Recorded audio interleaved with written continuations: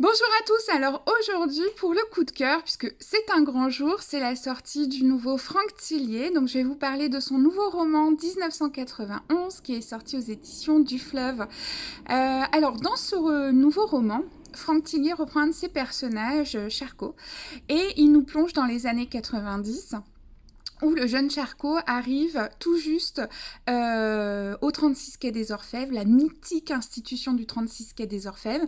Il sort tout juste de l'école d'inspecteur.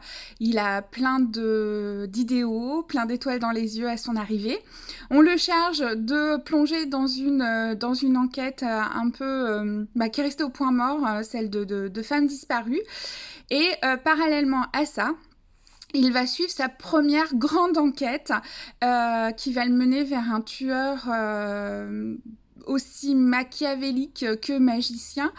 Et c'est vraiment une enquête, moi, qui m'a vraiment gardée en haleine, que j'ai trouvée passionnante, parce que à la fois, alors au niveau du suspense évidemment, hein, Franck Thillier sait vraiment nous maintenir en haleine jusqu'au bout, et puis aussi parce qu'on est beaucoup sur la psychologie des personnages, puisqu'on est en 90, et évidemment, les méthodes d'enquête ne sont pas du tout les mêmes qu'aujourd'hui.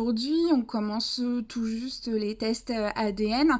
On n'a pas les mêmes moyens technologiques pour enquêter, et donc on est plus sur la personnalité la psychologie, voilà, des personnages et aussi bien des enquêteurs que des criminels, et en l'occurrence du tueur. Et franchement, c'est super passionnant de replonger dans ces années-là.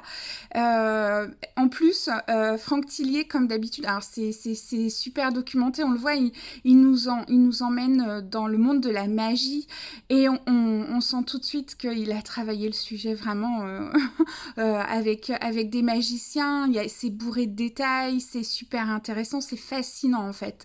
Donc voilà, donc c'est la nouvelle enquête que nous livre Franck Thillier, 1991, et qui vous permet de découvrir les débuts de Charcot dans le monde du 36 quai des Orfèvres, comment il arrive, parce que c'est ça aussi qui est intéressant, c'est comment ce jeune homme qui va être confronté à des problèmes moraux, d'éthique, comment il va s'adapter au code de cette institution, comment il va essayer de s'intégrer.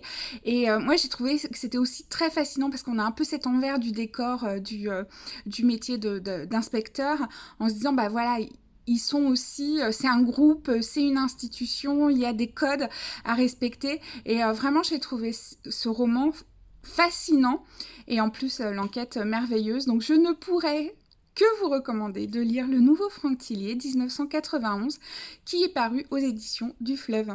Une bonne lecture, et à très bientôt pour un autre coup de cœur. Au revoir.